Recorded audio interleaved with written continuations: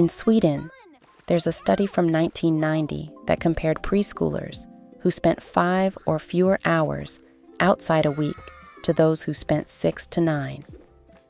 And the outdoor group simply got sick less often, not slightly less, consistently less, confirmed again by a separate study 7 years later, comparing traditional preschools to full outdoor forest schools. Meanwhile, a cross-sectional study covering roughly 4 million children in the U.S.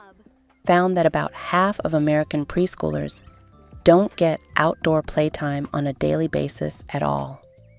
That gap right there, not talent, not temperament, is a huge part of why Nordic kids can be out in the rain, the cold, the wind, building something out of mud and sticks, completely regulated, while indoor birthday parties back home sometimes end in tears over a broken balloon.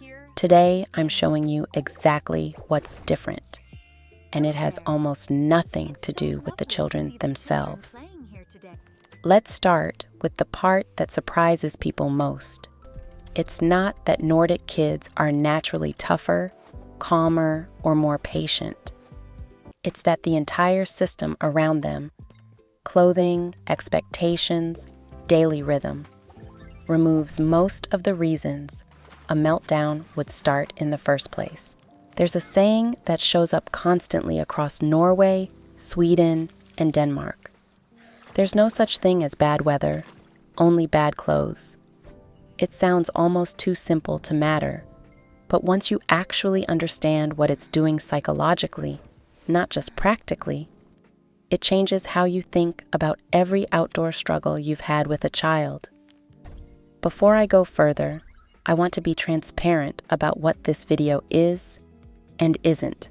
What you're about to hear is drawn from documented cultural research and real, cited studies on outdoor play and children's well-being, filtered through my own experience observing Nordic households and my professional background.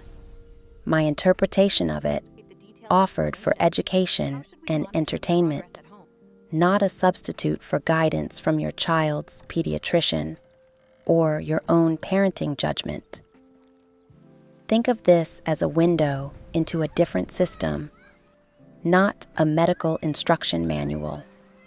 I'm Freya Holm. I grew up in a small fishing town on the Danish coast, daughter of a teacher and a fisherman, and some of my clearest childhood memories are simply being outside, in rain gear, in wind, in weather. My American friends later told me they'd have kept their kids indoors for entirely. I trained as an interior designer in Copenhagen and spent 8 years organizing homes for urban families, which meant spending a lot of time in houses full of children, watching the same pattern play out. Calm kids, calm mornings, and almost always a very specific relationship with the outdoors sitting underneath it. This isn't officially my field of training, but it's something I've watched up close in real homes for years, and it's directly tied to the same Nordic systems this whole channel is about. Here's the perspective I want you holding on to for the rest of this video. In Scandinavia, Friluftsliv, loosely, open-air life, isn't treated as a special activity you schedule in. It's treated the way brushing teeth is treated here, just something that happens daily without debate, regardless of mood or weather. And that removal of debate is doing more emotional work than people realize. A child who's asked, "Do you want to go outside?" every single day, in every kind of weather, is being handed a decision to negotiate, resist, or meltdown over. A child for whom outside time simply happens, the same way as breakfast, isn't negotiating anything. There's nothing to fight. Stick around, because a few points in, I'll walk you through the actual clothing and preparation logic Scandinavian parents use. That makes bad weather mostly disappear as a category. And later, I'll get into the part of this that's honestly less about gear and more about how differently Nordic parents respond to the whining and resistance that shows up in that first 10 minutes outside before a child settles in. That part surprised me the most when I first started paying attention to it. If this is already reframing how you think about outdoor time with your own kids, go ahead and like this video and subscribe if you're new. This channel is about the real systems behind Nordic living, not just the aesthetic of it. And it helps a lot to have you here.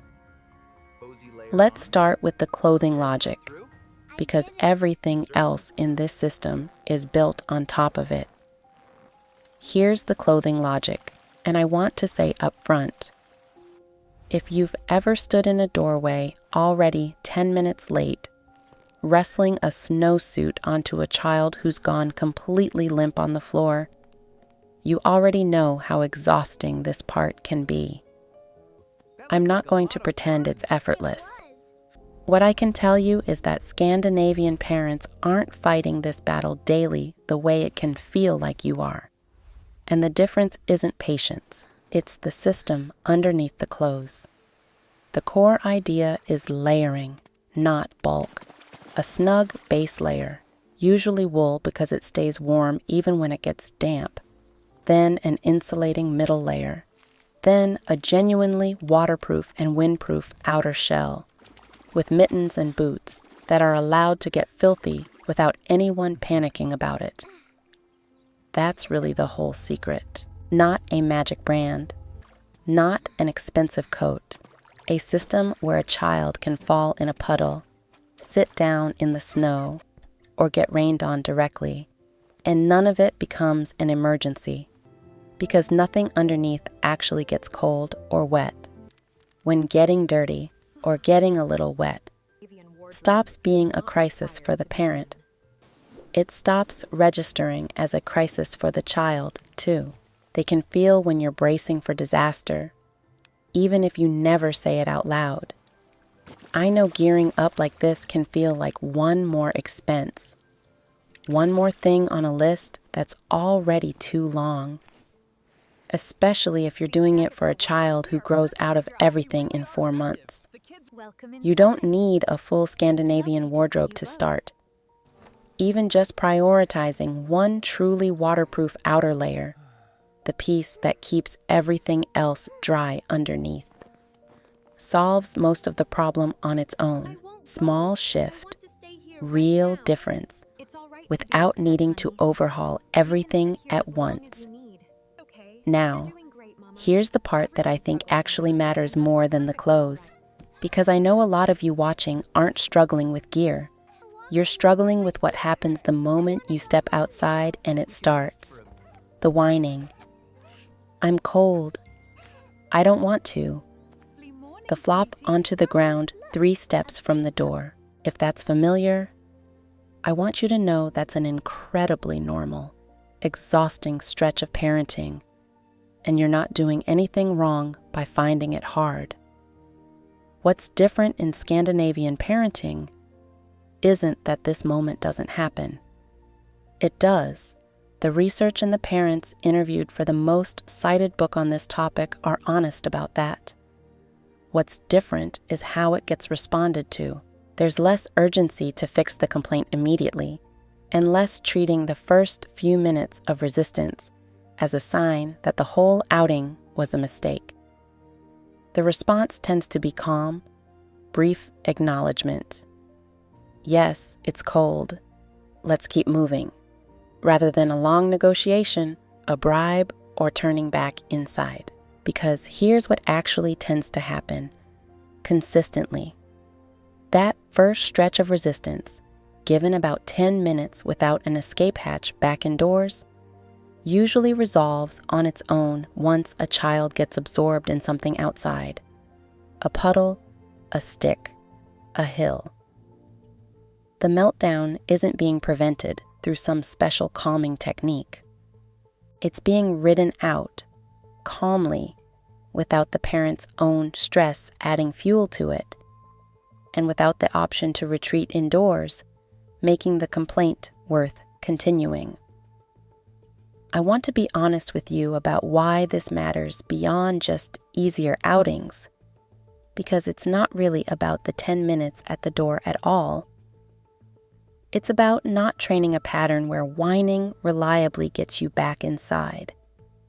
Every time an outdoor plan gets canceled because of resistance at the door, that resistance just got reinforced as effective. Not through any harsh method, just through consistency. The outdoor time isn't up for daily debate, so there's nothing left to negotiate. I also don't want to oversell this as a fix for every hard moment, because it isn't. And any parent claiming a single system solves every meltdown isn't being fully honest with you. Kids have hard days regardless of gear or routine, and that's normal, not a failure of the system. What this actually changes is the baseline. Fewer of those battles happening purely because a child is stuck indoors, understimulated, and slightly stir-crazy, which by itself accounts for more meltdowns than people usually credit it for. We're building toward something now, the actual daily rhythm, not just the individual outing, because that consistency is really where the calm comes from. And I still owe you the part about the studies I mentioned at the start. What actually happens, physically and emotionally, to kids who get this kind of outdoor time consistently versus those who don't. That's coming next, along with the simple 2-step approach any parent can start with this week, regardless of climate or schedule.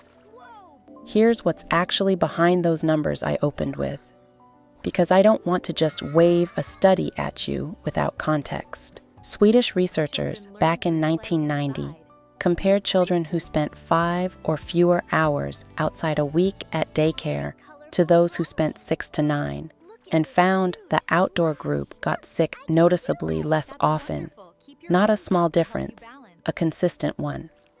A follow-up study in 1997 compared traditional preschools to full outdoor forest schools and found the same pattern held.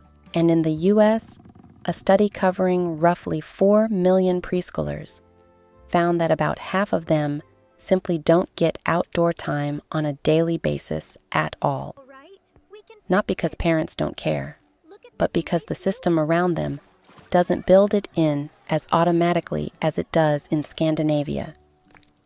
I want to be careful here, because I'm not a doctor, and I'm not going to tell you outdoor time cures anything. What I can tell you, from research and from what I've watched in real families, is that consistent time outside seems to lower the number of small, draining battles in a day. Not because children become different people, but because bodies genuinely regulate better with movement, fresh air, and space to be loud and physical instead of contained indoors all day with nowhere for that energy to go. That's not a miracle claim. It's just what happens when a very physical, very sensory creature gets to actually use their body. So here's the 2-step system, and it's genuinely this simple. Step 1, pick one specific time each day, right after school, right after breakfast, whatever fits your life. Where outside isn't a question, it's just what happens next. The same way brushing teeth isn't optional. Step 2, dress for the weather you actually have, prioritizing one truly waterproof layer so getting wet or dirty stops being an emergency for you, because your child will feel that shift in you before you ever say a word. That's it. Not a personality transplant. Not a perfect Scandinavian household. Just one non-negotiable window a day and clothes that let the weather stop being the enemy. If you try this, and the first few days still involve some resistance at the door, that's not a sign it's not working. That's just what change looks like for a few days. In any family, anywhere in the world. Give it the same 10 minutes of patience Nordic parents give it without an escape hatch back indoors, and see what shifts. You don't need a bigger house or more toys or a different kid to get some of this calm back. Sometimes you just need the door open at the same time every single day, regardless of the sky outside. Tell me in the comments, is it the clothing system or the daily non-negotiable window you're most likely to actually try this week? I read every comment, and I genuinely love to hear how it goes if you give it a shot. And if you know another parent who's exhausted by the fight to get out the door, send this to them. Sometimes just hearing, it's not about being a better parent, it's about the system, is the relief someone needs today. I'm Freya, and I'll see you in the next one.